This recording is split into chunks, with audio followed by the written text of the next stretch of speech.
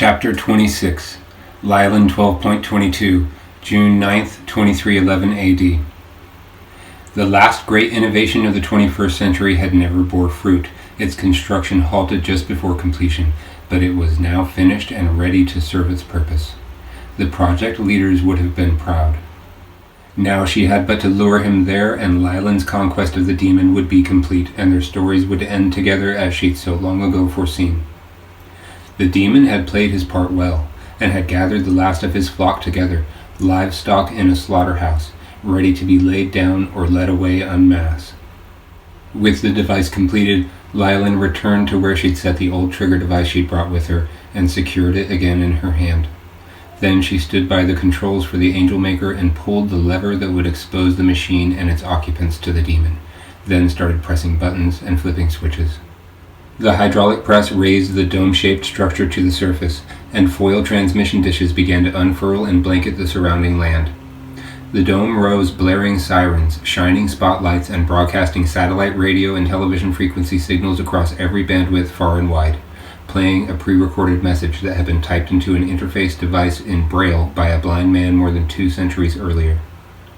The voice it broadcast was a mechanized interpretation, but the defiant words were that of the collective world he'd subdued, funneled through Dr. Jeleva, founder of the operation. The chamber was soundproof, and Lylan could just barely hear the muffled sounds of the blaring sirens outside, but she did hear the message from the past as it played over the speakers inside the facility, and though she couldn't see it, she knew that the image of her standing there by the controls, facing the camera, was being seen everywhere that a screen was in use. She couldn't look at the camera, but she faced it squarely and held up her right middle finger. All of the humans had been gathered together at the site of Lylan's transformation, and Daniel had established a makeshift habitat for them complete with electricity and entertainment options. And though there were no longer any professional live broadcasts happening, his children could still enjoy that which was in the hefty library of articles passed through their viewing and listening devices. Suddenly, all of them were hearing the same thing, seeing the same thing, as all broadcasts were superseded by that of the Angel Maker site. Lylan had exposed herself, and though she was only standing there flipping off the camera, having said nothing yet, it was obvious that she had something planned. His children became frightened as a whole, collectively fearing what further devastation the witch intended to unleash upon them. For many, her silent stance was more unnerving than any obvious threat would have been, an indication that perhaps whatever she had coming for them next was already done and on its way, that they were perhaps already doomed. After a few seconds passed, the mechanized message started to play, and a robotic voice accompanied the image of Lylan as she stood in defiance of Daniel. The voice said, "Daniel Dwyer, it is over. We have designed a weapon capable of annihilating you, and it is coming to bear on you now. If you truly care about people, you will evacuate any human body you are currently manipulating, or they will die with you. 20 seconds remain before you are destroyed. 19, 18, 7... Lylan lowered her arm when the countdown began, and was seen flipping a series of small silver switches on the wall-mounted control panel beside her, and she silenced the recorded message. Then she walked closer to the camera, faced it, and spoke. "I trust you know that what you just heard is a lie, or you would be here by now. You people and your ceaseless lies, how far you have fallen. When you were under my guidance, and your world was not the cesspool of corruption and lies it is now, you showed such promise. Now look at what you've become. I have never told a lie, and I will die having never told one. Daniel, the Angel Maker is not a gun. It is a chamber, the chamber that I am standing in. It is enveloped in an invisible energy field that resonates on the frequency that at which you exist, at which souls exist, polarized in such a way as to allow for you to enter, but not escape. The idea was that you would come here in an attempt to dismantle the weapon and become trapped. Then they would destroy you. Because they were arrogant, spiteful, and everything that you've made them to be, they intended to taunt you, to not let you leave this world without knowing who'd beaten you. There is actually a 20-second delay set to a timer after initializing the death stroke, after instructing the Angel Maker to run its final sequence. And the designers intended for another pre-recorded message like the one you just heard to play for you before you would die. You are not going to hear that message, Daniel, because I have my own message for you." She lifted up the old triggering mechanism and showed it to the camera. The entirety of humanity will be wiped out if I press this button, demon. Thank you for lining them up for me so neatly. You saved me a lot of work. If I push this button, a bomb of immense power, a remnant of the time when the people of Earth attempted to resist your control, will tear down what remains of your people and the city that bears your name, leaving nothing for you to bury. If you try to evacuate them, I will push the button. If you try to search for the bomb that this trigger controls, I will push the button. If you say something that I don't like, I will push the button. If I feel like it, Daniel, I will push the button. And as much as I love people, Daniel, I will kill every last one of them if you do not submit to my will. I promise you that. You may come in the body of a single human vessel. Come and talk with me. Come beg for me to spare your life, as I had so begged you for mine in the endless ocean of possible past that I prevented from becoming true. But know already that your decision has been made for you. I see the future with clarity. You will have to choose to let your children die or to sacrifice yourself and save them. Either way, everything is over for you. But I already know that you will make the right choice, that you will surrender to me so that your children may live. In your heart, you know it as well. Look at their faces, Daniel. It's going to be you or them. Do you remember Project Angel Maker from all those ages ago? The attempt on your life which resulted in your first act of true genocide when you killed every blind person on Earth out of fear? The site you demolished where you believed the Angel Maker was under construction was a decoy, Daniel. Return to the ruin of the dummy facility and you will find me. I'm not far from there. Tell your children goodbye, Daniel. Your time is up. If you were not here inside of 5 minutes, well, you know. And she lightly tapped the button so as not to press it, but to imply that she would push it if he did not comply. Then she disappeared from view of the camera and went to get a chair. The dome was largely transparent, and the surrounding exterior could be seen from the camera's eye. Lylan returned with a desk chair and sat on it, facing the camera but saying nothing. She was tired, and her heart hurt.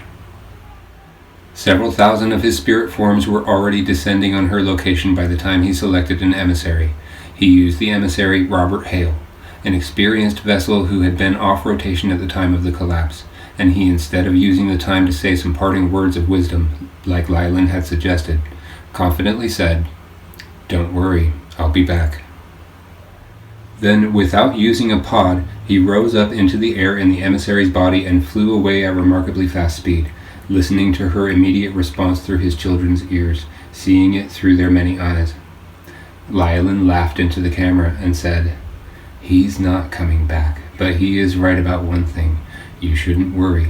I've made arrangements for you. You will all be fine, trust me. Unlike your false god, I never lie. From this day forward, provided you still exist, you will flourish.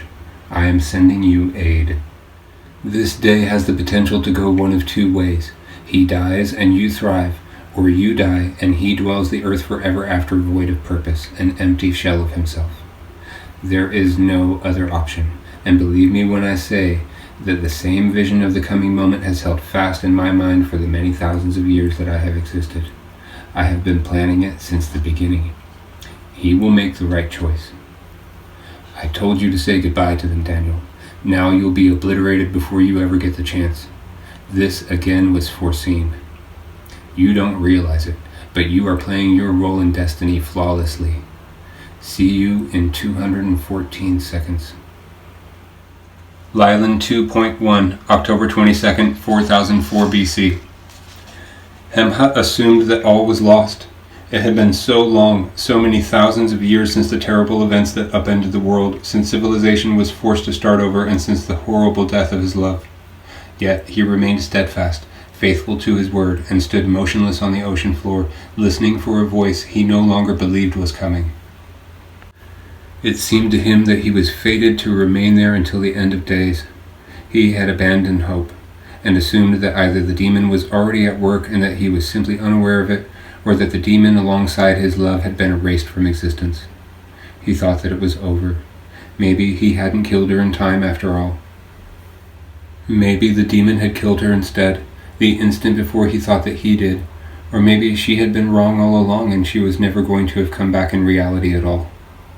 It had been so long now that he was beginning to wonder if maybe he'd only imagined it all to begin with. After all, it had been over 5,500 years since the cataclysm. He thought that he was doomed to be alone forever, waiting for a sound that would never come. Then, finally came the sound of Lylan's voice. She was panicking and sounded distraught. She was being held down, beaten, choked, and raped. Hemhut burst from the ocean and tore across the landscape with such ferocity that it not only uprooted trees and flattened hills in his wake, but left a deep groove along his path, cut from the very wind in his wake, and a sonic boom emitted from him as he heard her cries of anguish become all the more feral and fearful, and he increased speed. She was far away. From the sound of what was happening to her, he feared that she might be dead by the time he reached her. So he moved even faster, and the ground, already so decimated behind him, began even to split apart for great tracts of length in front of him. She was practically on the other side of the world, several days' travel away. He would be with her in less than 3 minutes, leaving a path of destruction in his wake unrivaled by any natural phenomenon save for the most terrible kind of wrath wrought of Mother Nature. Oh, he was furious, and when he heard the sound of her being choked to death, he let out a cry that bore his anger. She was dying. He was hearing her die again. If it was the demon that was killing her, a notion in which he was confident she would never return, he wasn't going to reach her in time from the sound of it. He ran across the sea and literally parted the waters, carving a ravine in the middle of the deep body of water which collapsed in a roar he would never hear, the sound already so far behind him that it would never catch him. He had disappeared into the distance, leaving a mile-high cloud of earth flying through the air behind him before the displaced water, the bisected halves of the sea, even crashed back together. It still wasn't fast enough. A trail of debris followed him that furthered the destruction, battering the earth with flying boulders, trees, and tons of dirt, sucked in by the massive vacuum he created with his impossibly swift movement. He was close, so close, when he heard her stop struggling, and he snarled and let out a fearsome bellow. He had to slow his approach into the village, or he would risk injuring her further with the pile of death that came flying in behind him, but only just so much that he should no longer create such an awesome wake. When he burst through her village, he was still moving upwards of 150 miles per hour, and many of the more shoddily constructed shacks and huts collapsed as he tore through, not because he'd collided with them, but because they could not withstand the sudden gust of wind that his passing created. She was just ahead. She had been taken beyond the borders of the village, raped, beaten, and murdered. She no longer breathed, but perhaps he could still save her. He was desperate enough to do anything at all, willing to make any sacrifice, whatever the cost, to have her back. The man that had killed her still had his hands around her throat. He never even saw the giant coming. 1 second he was contently strangling his good friend's young daughter, silencing her, having had his way with her and satisfied his every wicked indulgence and impulse at her expense, and the next he was dead.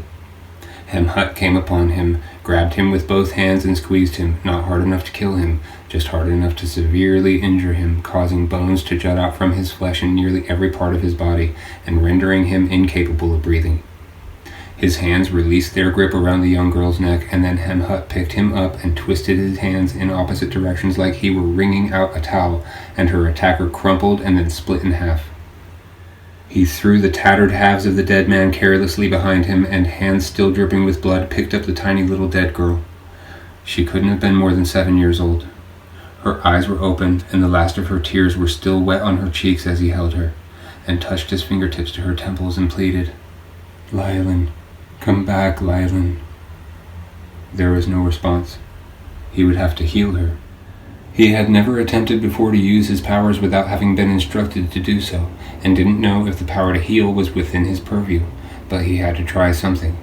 So he closed his eyes and attempted to actively share his energy with her at the points where they made physical contact, confident that he could heal her, that if her brain was not completely dead, he could revive her.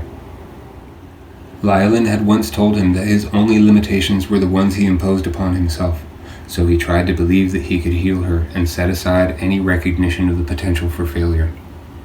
Suddenly, her limp body became rigid in his arms, and she gasped for breath and choked.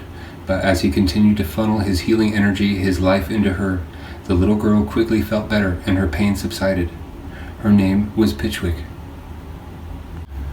As the giant's eyes opened, he found her calmly staring into his eyes from where he held her aloft, not frightened as one might expect from somebody recently resurrected from near death, especially having gone through that which she had just been made to endure.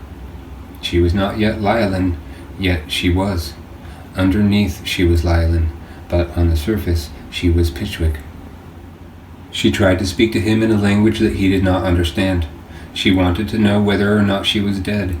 Then he set her on the ground and touched his fingertips to her temples and said, "Hello, Lylin," just as his love had instructed, and then Pitchwick was no more. "Oh, Hemhut!" Lylin began crying and stretched her arms out toward him, beckoning for him to again lift her up, and said, "I'm so glad to see you. I don't know what's happening. I'm not sure what future we are in anymore. I never knew that you could heal people, Hemhut. Why did I never know this? I never saw a version of the future wherein you ever had the ability to heal.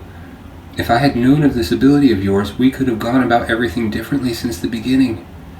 I don't know this place, my love. This is a timeline unfamiliar to me. Give me time to get my bearings. I'm almost afraid to ask, but has there been any sign of the demon?" "I wouldn't know what to look for, my love," the giant said, lifting her and embracing her in his arms. "Then he hasn't come yet," she said. "Otherwise you would have said yes, because believe me, he doesn't blend in very well, just trust me. If he was here, you would definitely know about it." "I see it now, Hemhut. He has yet to be born. The meteor did its work as it should have, and..." "Oh no."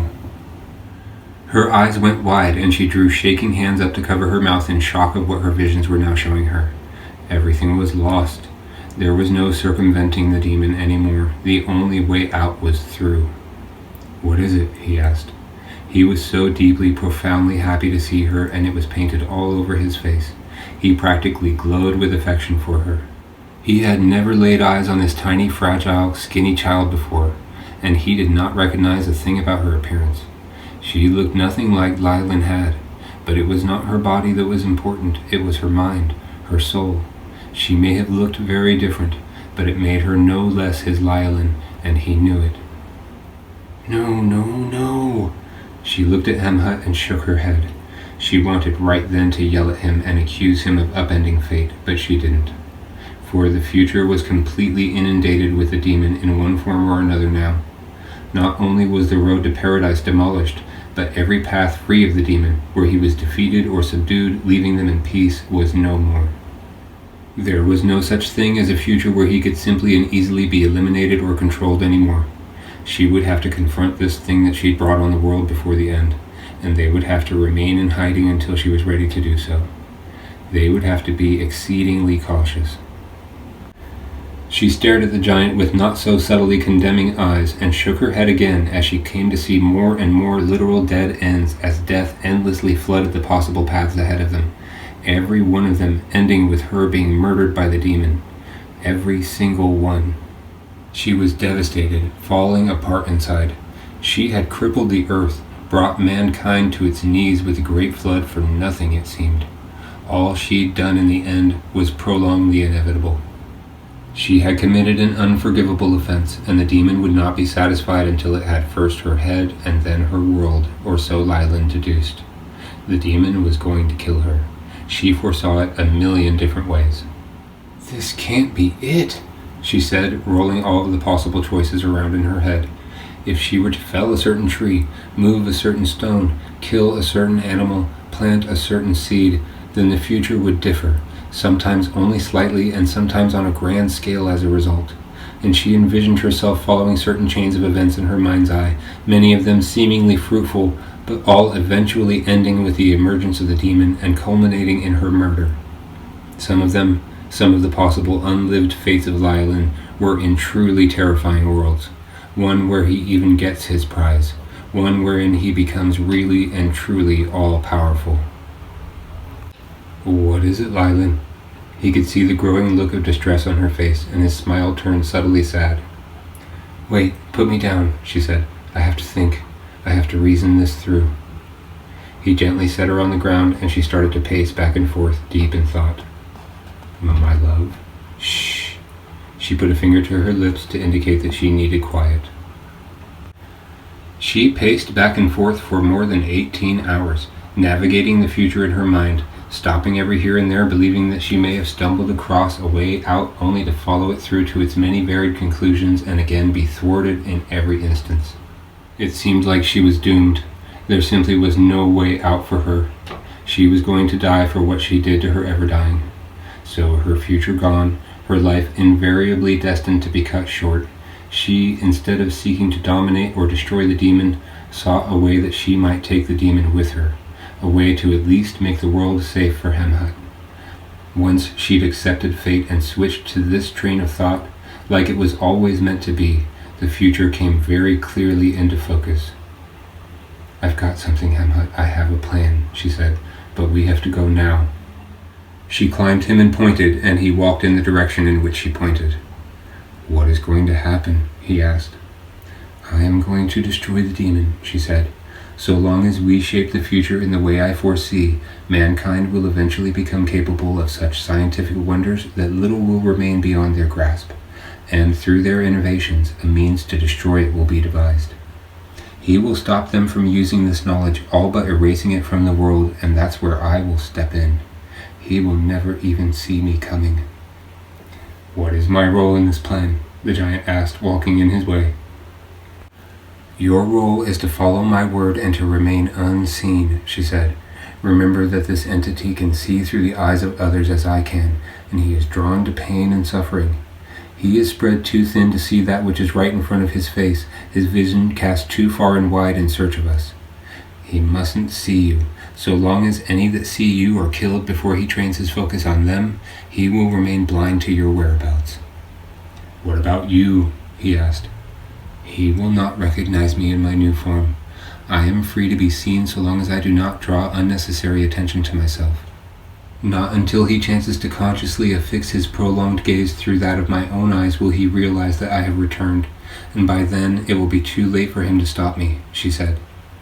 "I have something to say to him. So when I die again, it will be only after I have let him find me once more, only once I have given him a reason to be afraid. But in order for this to work, throughout the remainder of my many lifetimes, I must thoroughly evade detection by him and die before he finds my eyes adrift in the ether." After a brief silence, Hemhut said, "I am so relieved to see you, my love. I was so afraid that we'd lost the day." "We have, Hemhut," she said. "The world burns. All that's left for us is to direct the flames. We cannot extinguish the fire. The bloodlines of man have been so drastically devastated and altered from those of my original vision that the wound will never heal. Only a small group of peaceful tribesmen who are coming to settle in a fertile valley to the east, and some random groups of individuals remain pure and untouched around the world, as they were always intended to be. But even their peace will not last. The world is otherwise being overrun by people that were never meant to have existed, that had no place in the future until now. These creatures are unpredictable and cannot be trusted the way that their formers could." Hemhut turned to see her in his peripheral vision as he walked on and said, "You still feel that your trust in your people was not misplaced after what happened?" "One mustn't judge the many by the actions of the few," she said. "My people were nothing like the demon spawn that now roam the earth with their twisted perversions and subversive betrayals of one another, their lies and their contemptuous and murderous ways." Hemhut had been listening for all of the many thousands of years that time had gone on in her absence, just as he had for the many thousands of years that had passed before she'd called him from the water, and he hadn't noticed any significant change in their overall behavior in all that time. He turned away from her to train his gaze forward once more and said, "They don't seem any different to me." Lylan did not respond. Deep inside, she knew that he was right, but her heart would simply not accept these strangers as family. She feared that which she could not control. That was the plain truth of the matter, her deepest flaw, and because she feared them, she hated them. It would take her a long time to reconcile this fear and realize that her anger was misdirected, as it was only the demon that mattered. If the demon were allowed to remain, if her light were to be entirely extinguished with the demon still free to roam, Hemhut would never be safe. This was the world she now fought for, the only way to right that which she'd done. So this was the future at which she aimed for them, one wherein the demon dies with her, leaving her kindly giant to lead the remaining people of Earth without her. She could already see it.